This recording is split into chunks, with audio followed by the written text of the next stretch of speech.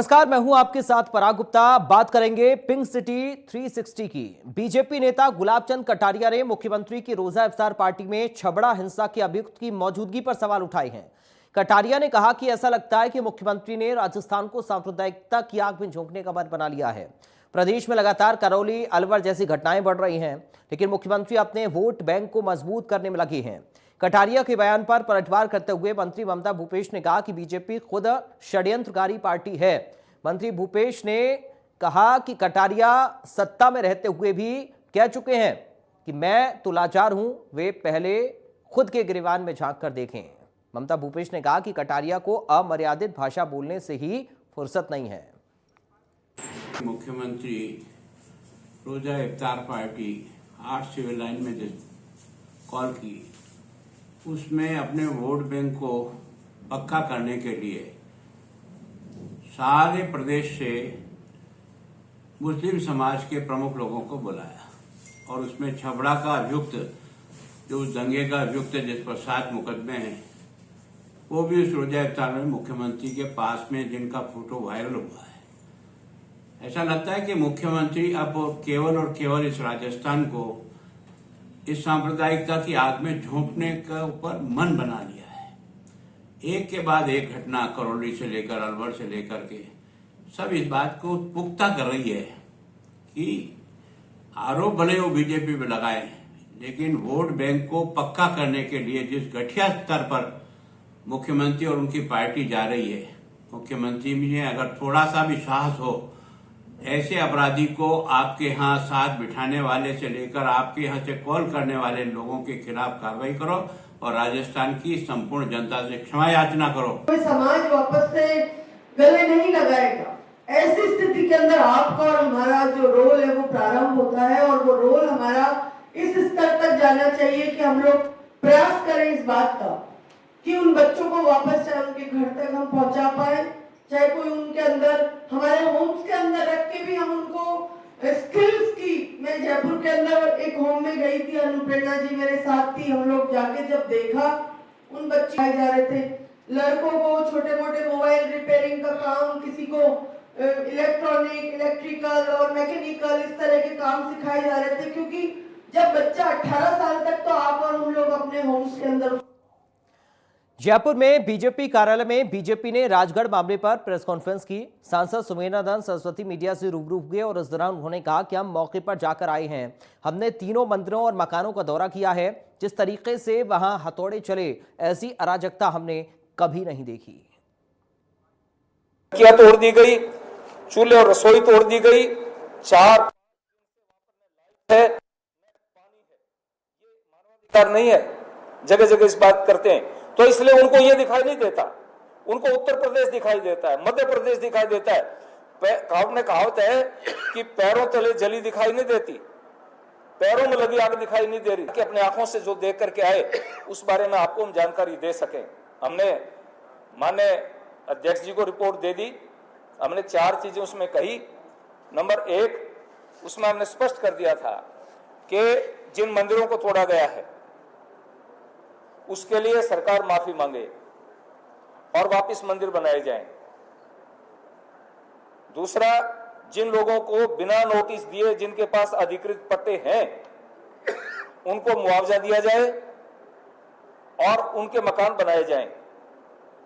Number 3, कि वहां पर हमने स्पष्ट किया है कि जिन अधिकारियों ने इस प्रकार की हरकतें की हैं, बिना नोटिस दिए, बिना और लोगों को प्रताड़ित किया है, उनकी जांच, न्यायिक जांच करवाई जाए और उनको दंडित किया जाए। उन अधिकारियों को, दोषी अधिकारियों को सजा दी जाए।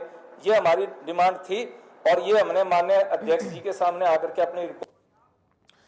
जयपुर ग्रामीण सांसद राजवर्धन सिंह राठौड़ ने कांग्रेस सरकार की ओर से 12वीं बोर्ड की परीक्षा में कांग्रेस की उपलब्धियों पर पूछे गए प्रश्नों पर सरकार को घेरा है। उन्होंने कहा कि राजस्थान में कांग्रेस सरकार ने शिक्षा का माहौल बनाकर रख दिया है। राहुल गांधी और सीएम खुद कांग्रेस की उपलब्धि नहीं बता सकते तो परीक्षा में ही सवाल पूछ डाले। राजवर्धन सिंह राठौड़ ने सरकार को घेरा, सुनिए क्या कुछ कहा। जय जयकार करने वाला कोई नहीं बचा। यही कारण है कि राजस्थान की कांग्रेस सरकार ने अपनी 12वीं बोर्ड की परीक्षा में बच्चों से ही पूछ डाले 6-6 प्रश्न की बताइए कि कांग्रेस की उपलब्धि क्या है। अब कांग्रेस की उपलब्धि ना तो राहुल गांधी बता सकते हैं, ना ही गहलोत जी। लेकिन अफसोस का विषय यह है कि शिक्षा राज्य का विषय है। जयपुर के विद्याधर नगर इलाके में सिरे स्टार बिल्डिंग के बेसमेंट में आग लगने की घटना के दौरान पुलिस की ओर से किए गए बचाव कार्य की चारों ओर सराहना हो रही है। मुख्यमंत्री अशोक गहलोत ने भी खुद लोगों की जान बचाने वाले पुलिसकर्मियों की सराहना की है। पुलिस कमिश्नर आनंद श्रीवास्तव ने पुलिस कमिश्नरेट में लोगों को बचाने वाले पुलिसकर्मियों का सम्मान किया। इस मौके पर पुलिस कमिश्नर आनंद श्रीवास्तव समेत बड़े पुलिस अधिकारी मौजूद रहे। पुलिसकर्मियों के कार्य को देखते हुए आउट ऑफ टर्न प्रमोशन देने का निर्णय लिया गया।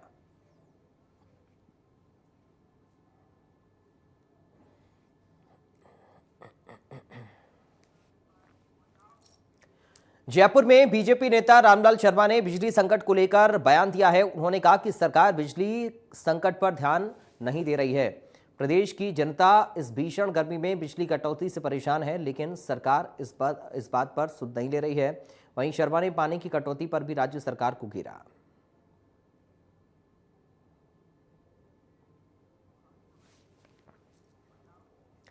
खबर जयपुर से है, जहां पर शहरों के सुनियोजित विकास और शहरों के संघ अभियान को लेकर यूडीएफ सलाहकार ने अधिकारियों को फटकार लगाई। बता दें कि 1 मई से शुरू होने वाले प्रशासन शहरों के संघ अभियान के दूसरे चरण को लेकर मंथन किया जा रहा था। इस दौरान शहर के विकास और अफोर्डेबल हाउसिंग को लेकर भी विस्तार से चर्चा की गई।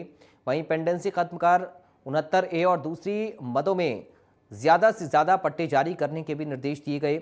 इस बैठक में JDC Ravi Jain, housing board आयुक्त पवन अरोड़ा समेत कई पदाधिकारी मौजूद रहे।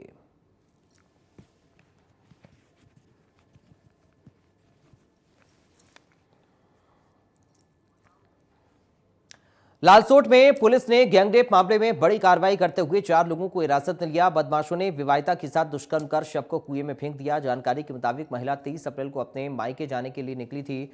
घर नहीं पहुंचने पर परिजनों ने अगले दिन गुमशुदगी की रिपोर्ट दर्ज करवाई थी। पुलिस ने मृतका के शव का पोस्टमार्टम कराया। वहीं परिजनों ने मृतका के शव लेने से इनकार कर दिया। परिजनों ने वारदात के आरोपियों को फांसी की सजा देने की मांग की है। साथ ही आर्थिक मुआवजा और घर के एक सदस्य को सरकारी नौकरी देने की मांग की। पीड़ित परिजनों का अस्पताल में हंगामा जारी है। पुलिस प्रशासन और अधिकारी लगातार समझाइश की कोशिश कर रहे हैं।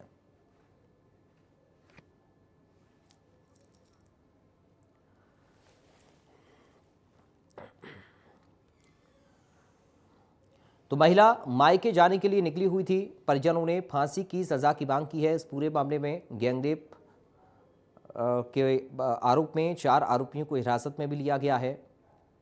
तो लालसोट का ये पूरा मामला, 4 लोग हिरासत में लिए गए हैं। बदमाशों ने विवाहिता के साथ दुष्कर्म किया, शव उसका कुएं में फेंक दिया। बताया जा रहा है कि 23 अप्रैल को अपने मायके जाने के लिए निकली थी। घर नहीं पहुंची तो परिजन चिंता करने लगे। गुमशुदगी की रिपोर्ट भी दर्ज करवाई और फिलहाल पुलिस ने शव का पोस्टमार्टम करवाया है और मृतका के परिजनों ने शव को लेने से इनकार कर दिया। परिजनों ने वारदात के आरोपियों को फांसी देने की मांग की है। आर्थिक मुआवजा और घर के एक सदस्य को सरकारी नौकरी की भी मांग की गई है। फिलहाल लगातार पीड़ित परिवार गुस्से में है। प्रशासन और पुलिस के अधिकारी उनको समझाने की कोशिश भी कर रहे हैं।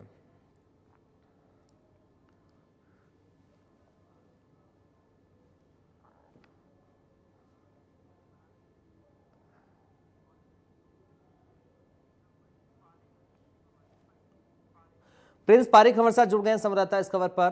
प्रिंस, अपडेट करिए इस खबर पर, अभी पुलिस क्या एक्शन ले रही है और परिजन क्या कह रहे हैं?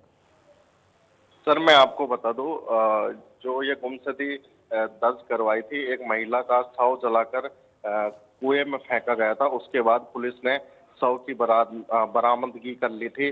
पूरा मामला यह है पराग, मैं आपको बता दूं, रामगढ़ थाना क्षेत्र में 24 तारीख के दिन एक महिला की गुमशुदगी की रिपोर्ट दर्ज हुई थी कि महिला ससुराल से पियर आ रही थी, जो कि ससुराल जगतपुरा में था, और पियर जो रामगढ़ थाना क्षेत्र के गोपालपुरा गांव पड़ता है वहां पर आ रही थी। लेकिन जगतपुरा से वो किसी बस में बैठकर सोनड़ गांव तक पहुंची, लेकिन वहां देर रात होने की वजह से बस वहां तक ही जाती थी, आगे नहीं जाती थी। उसके बाद में किसी कार सवार से लिफ्ट मांगी तो कार सवार ने लिफ्ट देकर महिला के अज्ञात स्थान पर ले जाकर 3-4 व्यक्तियों को और बुलाकर उसके साथ रेप किया गया। रेप करके उसको ऐसा भी अंदेशा जताया जा रहा है कि शव को जलाया भी गया। उसके बाद में कुएं में फेंका गया। शव को। उसके बाद में पुलिस ने गुमशुदगी के बाद में तत्परता दिखाते हुए बस्ती थाना क्षेत्र से नईनाथ धाम के पास एक कुएं से शव की बरामदगी कर ली, लेकिन परिजन अभी शव लेने के लिए तैयार नहीं है। जिला अस्पताल में सैकड़ों की संख्या में महिला और पुरुष मौजूद हैं। वही परिजनों की मांग है कि हत्यारों को फांसी की सजा दी जाए, सरकार की तरफ से मुआवजा दिया जाए और सरकार मृतक के परिवार को एक जने को सरकारी नौकरी दे पाए। चलिए, शुक्रिया आपका प्रेस जानकारी और इस बातचीत के लिए।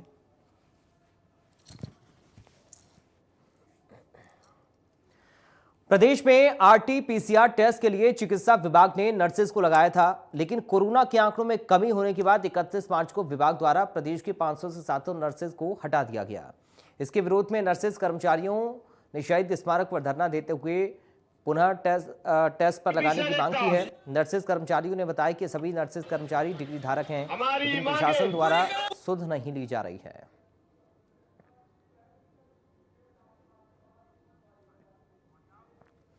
जयपुर में बेरोजगार पशु चिकित्सा संगठन भी अब विरोध पर उतर आया है। शहीद स्मारक पर चिकित्सक संगठन विरोध प्रदर्शन कर रहे हैं। दरअसल पशु चिकित्सक ने बताया कि पशुपालन विभाग में 60% पद खाली हैं। विभाग ने 900 पदों पर 2019 में भर्ती निकाली, लेकिन विसंगतियों का हवाला देते हुए भर्ती को कोर्ट में अटका दिया गया। लेकिन अब कोर्ट से भी पशु चिकित्सकों को राहत मिल गई, मगर विभाग ने अभी तक साक्षात्कार की तिथि घोषित नहीं की है। मामले को लेकर प्रशासन को ज्ञापन भी दिया है।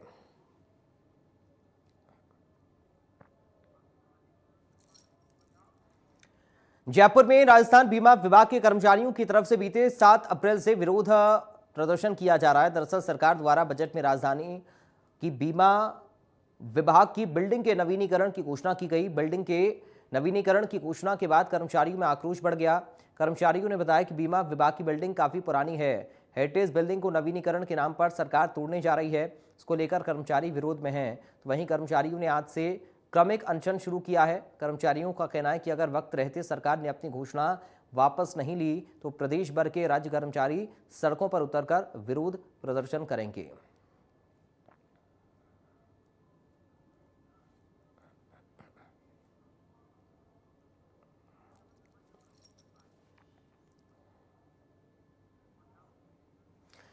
राजधानी जयपुर में चोरी की बहुत बड़ी वारदात सामने आई है। 7.5 करोड़ के डायमंड की चोरी हुई है। लॉजिस्टिक कंपनी के कर्मचारियों पर आरोप लगा है। 4 कर्मचारियों के खिलाफ थाने में केस भी दर्ज हो गया है। दिल्ली, मुंबई और गुजरात से ये डायमंड आया था। जयपुर में जौहरियों को इस डायमंड की सप्लाई होनी थी। सप्लाई से पहले ही ये करोड़ों के डायमंड की चोरी हो गई।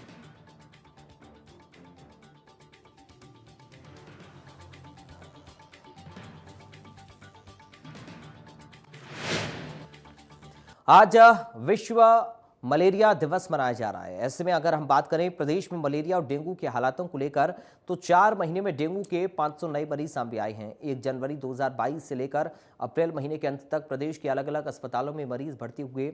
मलेरिया के 15 मामले ही अब तक सामने आए हैं। बता दें कि सबसे ज़्यादा मामले जयपुर में 165 देखने को मिले। इसके साथ ही बांसवाड़ा, पाली, जालौर, श्री गंगानगर और सिरोही ऐसे जिले हैं जहां डेंगू के एक भी केस सामने नहीं आए हैं। लेकिन पूरे प्रदेश में हर महीने करीब 125 लोग डेंगू के रोग के शिकार हो रहे हैं। गौरतलब है कि पिछले साल 2021 में भी डेंगू के 13,000 से अधिक की संख्या में केस सामने आए थे। इनमें करीब 10 लोगों की मौत हो गई थी।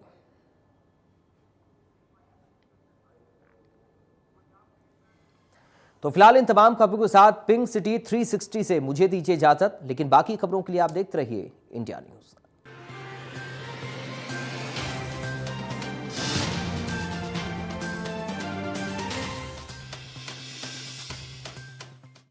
विकास के पहिए को सतत गतिमान बनाए रखने के लिए जरूरी है निरंतर निवेश और औद्योगिक